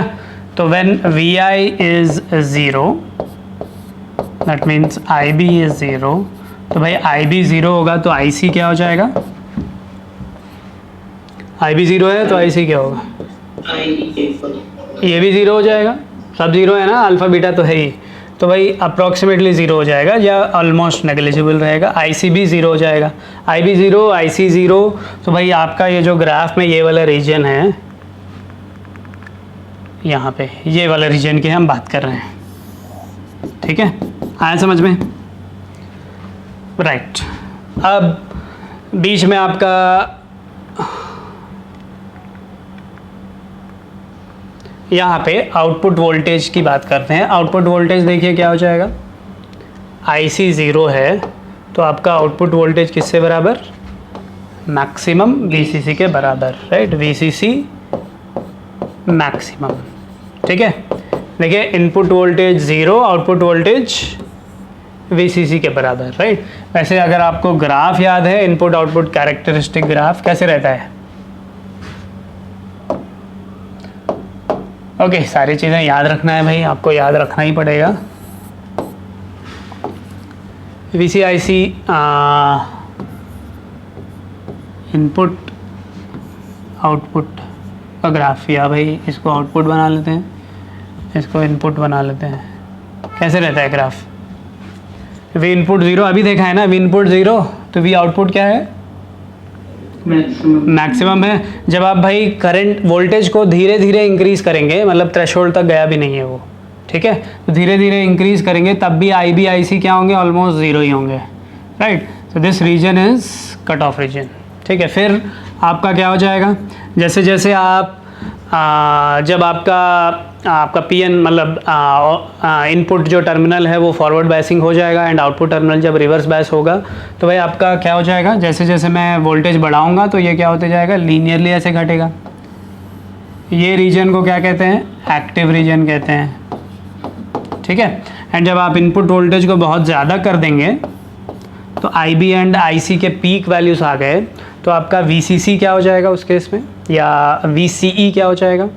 ये ग्राफ, ठीक है। So this is saturation region and this is cut off region. तो look at the graph and भाई यहाँ पे आपका IC का value has peaked,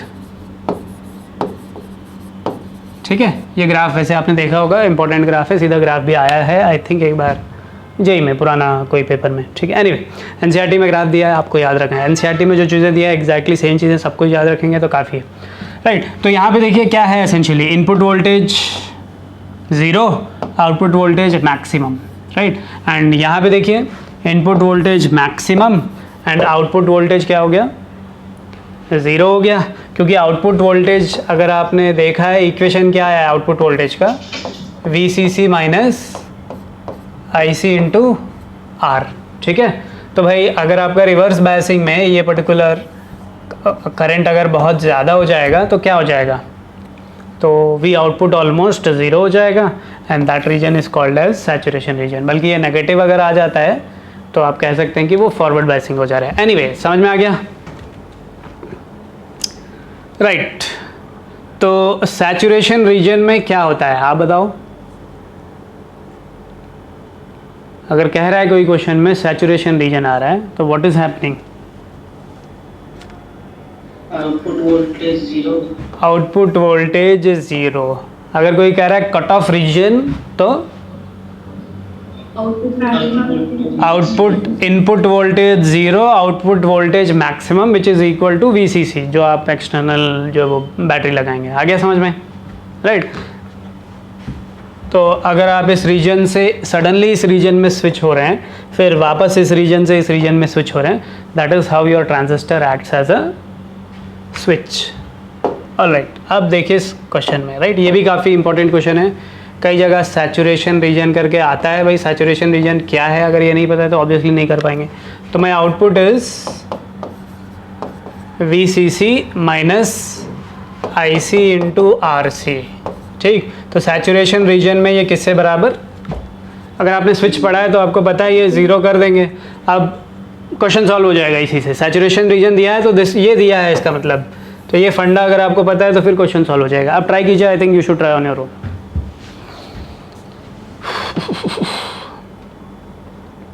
What is the minimum base current for VCE to reach saturation? IB का value पूछा है ताकि सैचुरेशन स्टेट आ जाए, ठीक है, यानी कि उस स्विच का सैचुरेशन रीजन। तो VCC दे रखा है, RC दिया है, RC दिया है, तो this is 10 minus IC into RC कितना 1 किलो इक्वल टू 0, तो भाई IC आ गया 10/1000, तो ये हो गया 1/100, ठीक है। और बीटा तो दे रखा है, करंट गेन दे रखा है, बीटा किससे बराबर, आपको एटलीस्ट इतना करंट होना चाहिए, तो बीटा इज़ IC/IB। तो यहाँ से आप IB निकाल लीजिए, IC upon beta, IC is 1/100 into beta, beta कितना 250। यही है आपका आंसर 250 100 फोर्स होगा, मतलब 0 ऊपर ले लेंगे तो 4, जहाँ 4 दिख रहा है वही आंसर है। तो 40 माइक्रो एम्पियर वो आएगा, चेक कर लीजिए। आई थिंक कैलकुलेशन अगर सब करेक्ट किया है। क्लियर सबको? तो प्लीज़ ये फिर से ये सैचुरेशन रीजन वाला क्वेश्चन मल्टीपल टाइम्स आ चुका है आपके PYQ सब देखेंगे तो कई जगह मिलेगा आपको, मतलब 4-5 जगह मिलेगा सैचुरेशन स्टेट। ठीक है, तो प्लीज़ याद रख लीजिए सैचुरेशन स्टेट क्या है। मैंने बहुत ब्रीफली बता दिया है, तो प्लीज़ याद रख लीजिए। चलिए आगे बढ़ते हैं, बढ़ें आगे। Yes. Right, next question. An NPN transistor is used in common emitter configuration as an amplifier with 1 kilowatt load resistance. Load resistance मतलब output resistance है। Signal voltage of 10 millivolt is applied across base emitter. This produces a 3 milliampere change in collector and 5 milliampere change in the base current of the amplifier. The input resistance and the voltage gainers. फिर से आसान है question. Signal voltage of 10 millivolt लगा रहे हैं, मतलब 0 से आप 10 कर रहे हैं। ठीक है, प्रॉपर फ्रेमिंग नहीं है फिर से क्वेश्चन में। तो signal voltage of 10 volt is applied across the base emitter region. This produces 3 milliampere change in collector current and this the input resistance and the voltage gainer. ठीक है, फिर से आसान क्वेश्चन है, कीजिए।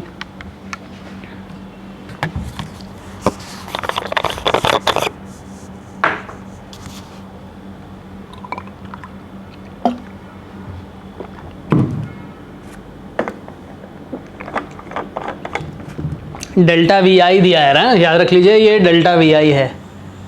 तो आपके पास डेल्टा VI है, आपका इनपुट कैरेक्टरिस्टिक करंट क्या होता है, डेल्टा IB।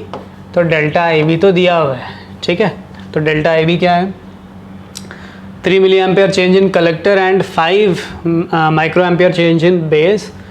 तो 15 माइक्रो एम्पियर डेल्टा IB है। डेल्टा IC क्या है, डेल्टा IC 3 मिली एम्पियर है। ठीक, एंड आउटपुट रेजिस्टेंस दे रखा है। इनपुट रेजिस्टेंस क्या आप निकाल सकते हैं, तो पता है वेरिएबल रेजिस्टेंस है।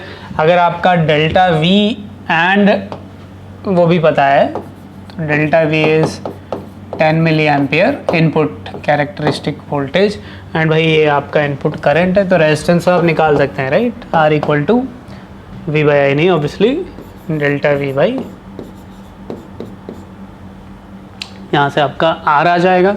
ये इनपुट होगा या आउटपुट होगा, इसलिए इनपुट रेजिस्टेंस है, निकल जाएगा। आउटपुट रेजिस्टेंस तो क्वेश्चन में दे रखा है 10⁻3। ठीक, लगा लीजिए। फिर बीटा तो सीधा सीधा दिस बाई दिस करेंगे, बीटा आ जाएगा। फिर वोल्टेज गेन कैसे निकालेंगे, voltage gain is current gain beta into resistance gain RO/RI, right. कौन सा ऑप्शन, ऑप्शन 2। ऑलराइट, चलें आगे। फिर नेक्स्ट नोट ये आप कर लीजिए। NPN transistor operates as a common emitter amplifier with a power gain of 30 decibel. ठीक है, अब भाई ये थोड़ा सा बेटर क्वेश्चन है, जनरली दिमाग में रहता नहीं है, भाई डेसिबल में दिया है तो सीधा सीधा is it's normal power gain या पावर गेन का कोई यूनिट रहता है क्या,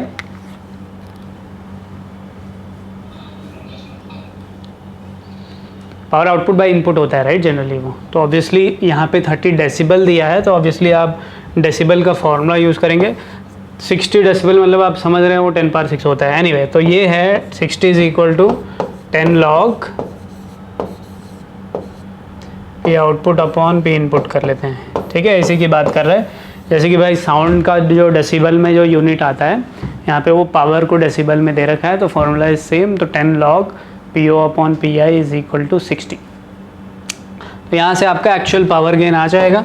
तो लॉग है वो दिख रहा है, वो 10⁻6 है। तो power gain PO/PE which is power gain, ये 10⁻6 हो जाएगा।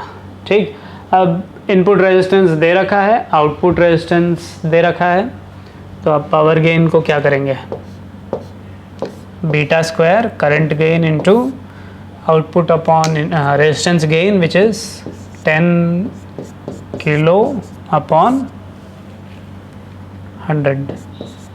यहाँ से आपको बीटा बताना है, राइट, दैट्स इट। ठीक,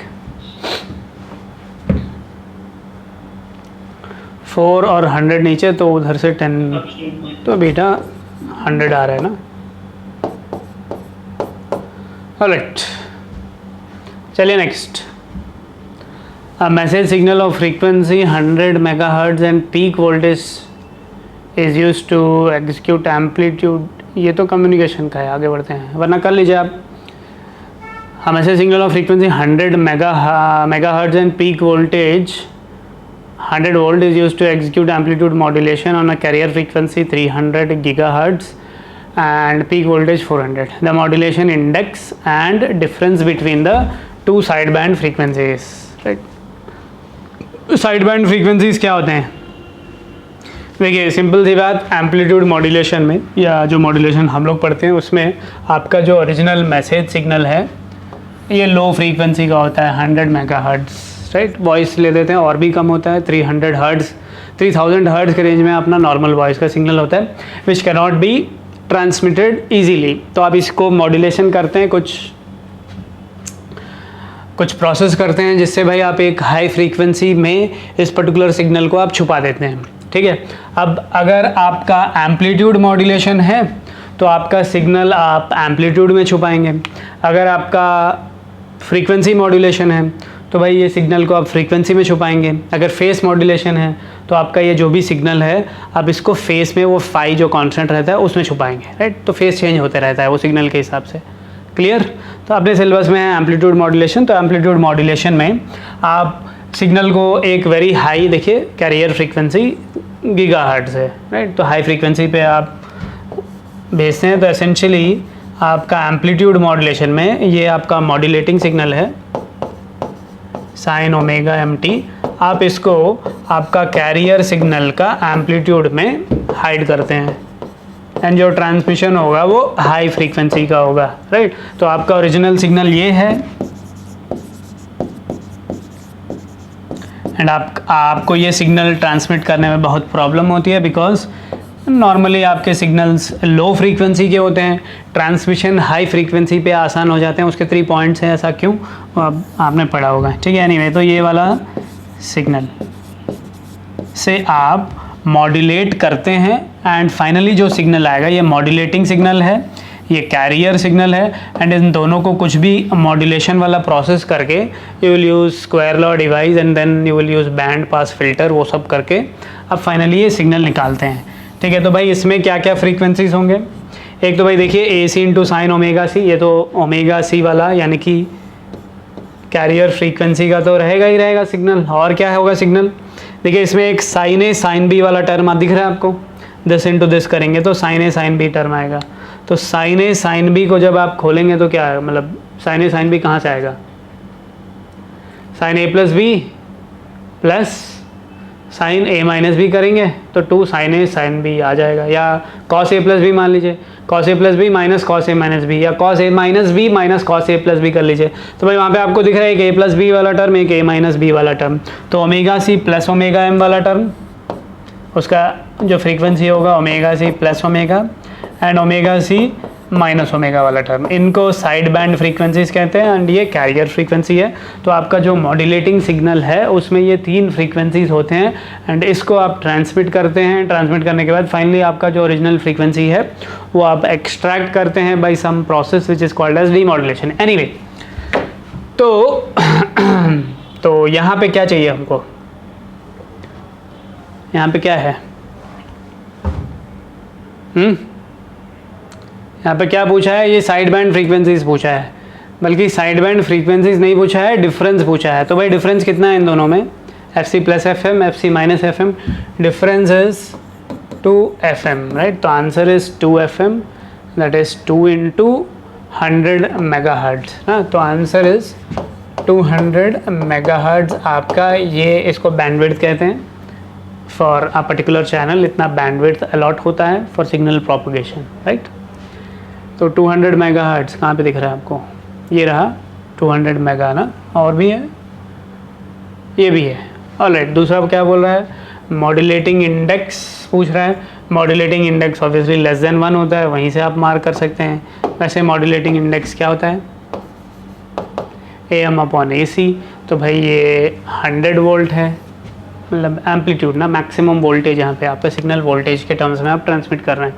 तो 100 है एंड ये 400 है, तो 100/400 दैट इज़ 1/4।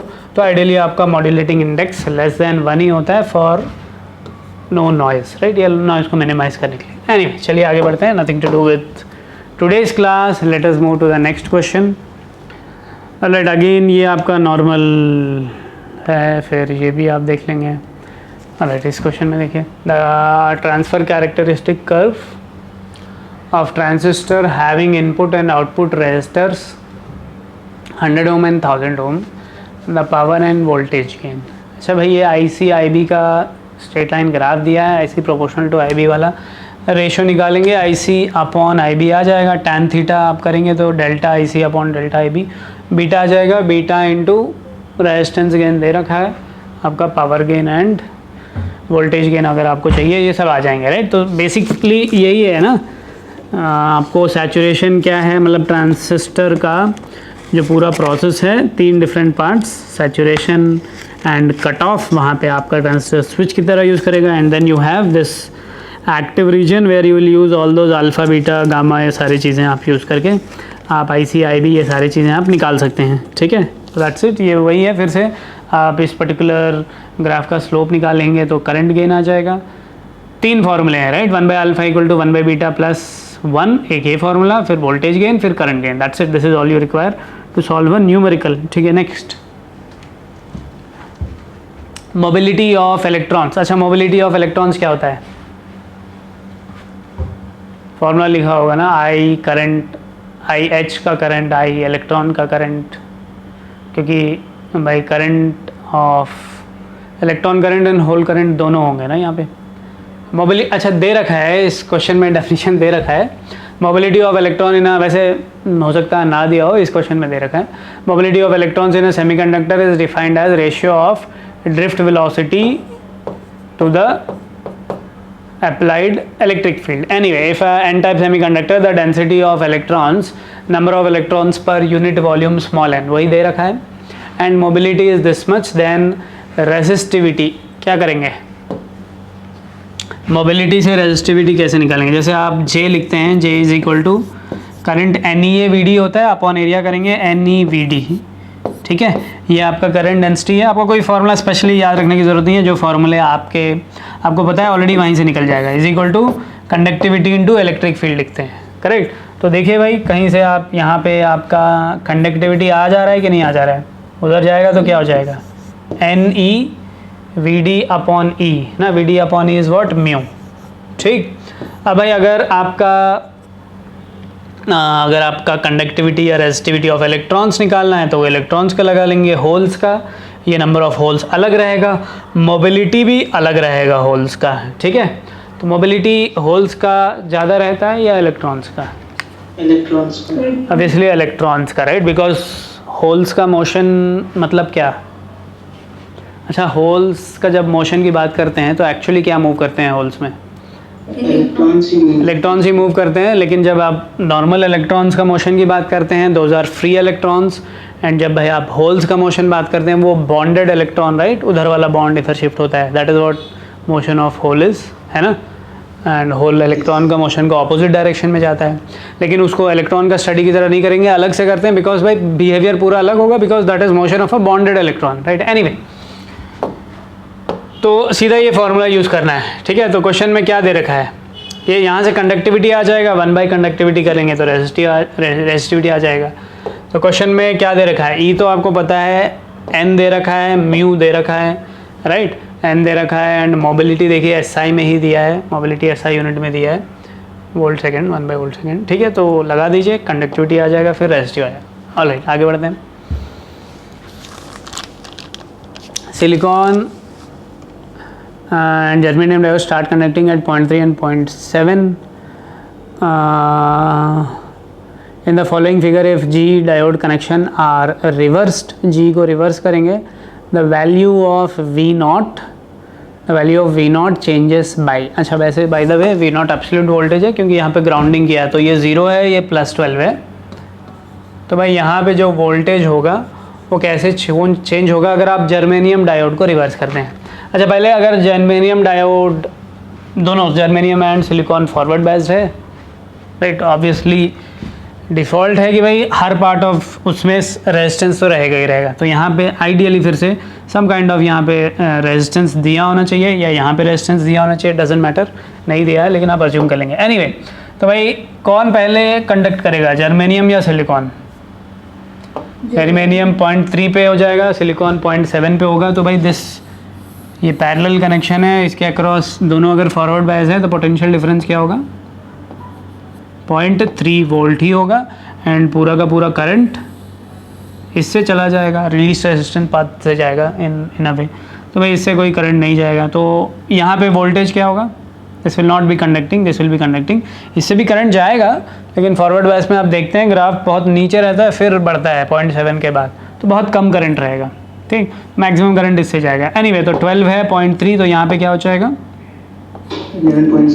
11.7। ओके, फिर आप क्या कर रहे हैं? जर्मेनियम को उल्टा कर दे रहे हैं। जर्मेनियम को उल्टा कर दिया तो नॉट कंडक्टिंग हटा दीजिए, तो करंट अब इधर से जाएगा बिकॉज दिस विल कंडक्ट। तो जब ये कंडक्ट करेगा तो what will be the potential difference? 0.7। तो ये क्या हो जाएगा फिर? 0.7 है तो ये 11.3 हो जाएगा। ये डिफरेंस पूछा है तो दैट विल बी 0.4, है ना। ऑलराइट, चलिए आगे बढ़ते हैं। ऑलराइट, फिर आगे बढ़ते हैं।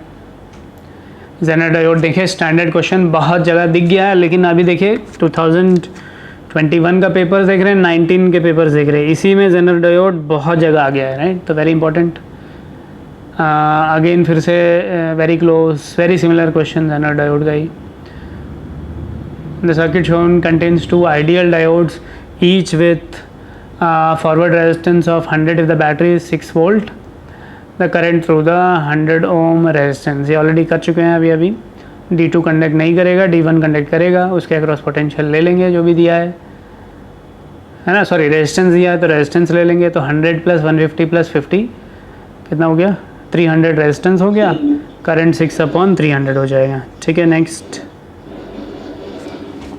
आई थिंक जो इम्पोर्टेंट मॉडल्स हैं सारे कवर हो गए हैं। देखिएगा ये वाला क्वेश्चन। ऑलराइट, कंप्लीट ट्रांजिस्टर का सर्किट दिया हुआ है, क्वेश्चन आप सॉल्व कीजिए। फिक्स्ड फॉर्मूले, फिक्स्ड क्वेश्चंस, यही क्वेश्चंस आएंगे। देखिए इसीलिए ये चीज़ें बार बार रिपीट हो रहे हैं। बहुत रेयरली कोई डिफरेंट टाइप का क्वेश्चन आएगा इस चैप्टर से। तो इसको क्वेश्चन को सॉल्व कीजिए, फिर हम लोग स्टॉप कर लेते हैं, ठीक है। नेक्स्ट क्लास कम्युनिकेशन सिस्टम पे करेंगे, प्लीज़ अटेंड कर लीजिए उसको भी।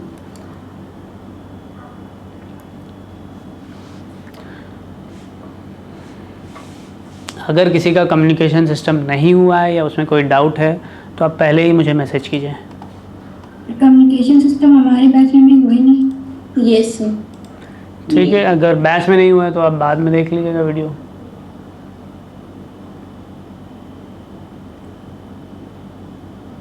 या चाहे तो मैं पढ़ा ही दूँ, चलिए देख लेते हैं बाद में। इसको कीजिए, then will stop today's class.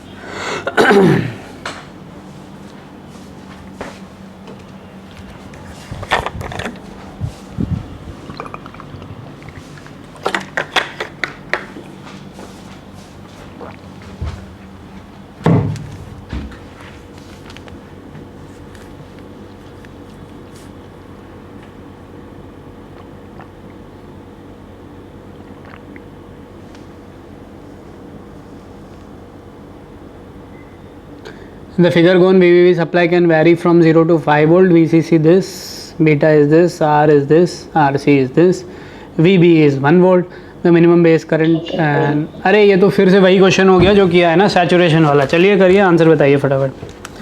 Saturation में आपका output voltage 0, that's it. VC = VCC minus output current into output resistance which are IC and RC, right. That is 0 कर लेंगे। सब कुछ दे रखा है, VCC दे दिया और RC दे दिया तो IC आ गया। IC किससे बराबर फिर? VCC 5 एंड 10 पावर 3 तो IC आ गया। और क्या बोला है? VB दे रखा है एंड क्या बोल रहा है? VBB निकालना है, राइट। करिए फटाफट। 3.5 वोल्ट है। ठीक है,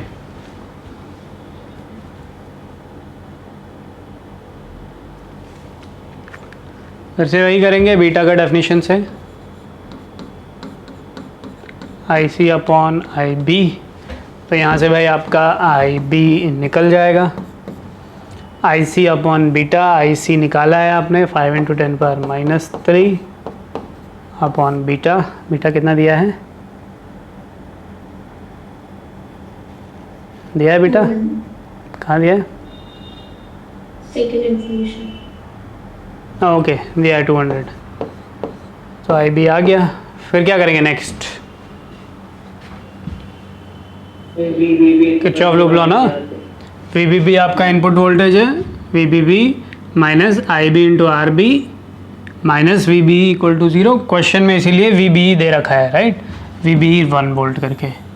ठीक है, अच्छा अगर वी बी नहीं दिया है और दिया होता कि सिलिकॉन का है तो क्या ले लेंगे? वी बी 0.7 ले लेंगे, राइट। तो वही बात है ना, वही चीज़ें बार बार घुमा फिरा के पूछेगा तो यही चीज़ें। ठीक, तो आपका V B B minus I B into R B minus whatever the voltage across this junction is which is B C E equal to 0। बस इतना कन्फ्यूजन नहीं होना चाहिए। यहाँ पे ये कंप्लीट वोल्टेज आपका इनपुट वोल्टेज होता है, इनपुट ही आपका इनपुट रेजिस्टेंस से करंट ड्राइव करेगा। लेकिन जब आप आउटपुट वोल्टेज की बात करते हैं तो output voltage is from this point two this point, that is VCC minus IC into RC। आप भाई VCC को आउटपुट वोल्टेज कहेंगे तो that is fixed, right. VCC तो एक फिक्स्ड वोल्टेज है, तो आउटपुट इनपुट के हिसाब से आउटपुट को वेरी करना, right. That is what transistor is. कभी आप 0 1 1 0 करेंगे, दैट इज़ स्विच, एंड भाई कभी आप लीनियरली मैग्नीफाई करेंगे। ठीक है, एनीवे तो यहाँ से आपका वो VCC आ जाएगा, राइट। चलो फिर यहाँ पे मैं स्टॉप कर ले रहा हूँ। थिंक आप कम्युनिकेशन सिस्टम बहुत मुश्किल भी नहीं है, चाहे तो नेक्स्ट क्लास के पहले मैं जो सबसे अगर कुछ अंडरस्टैंडिंग में कुछ डिफ़िकल्टी होगी तो वो मैक्सिमम मॉड्यूलेशन में होगी। इतना एक पार्ट मैं आपको अराउंड 30 मिनट्स में पढ़ा दूंगा, आप पढ़ के आइए पहले, अगर नहीं क्लियर होता है तो खाली उतना पढ़ा दूंगा, फिर हम क्वेश्चंस करते हैं। ठीक, चलो फिर सी यू नेक्स्ट क्लास। पढ़ना कहाँ से? NCERT। Okay sir, thank you sir. Thank you. Good night.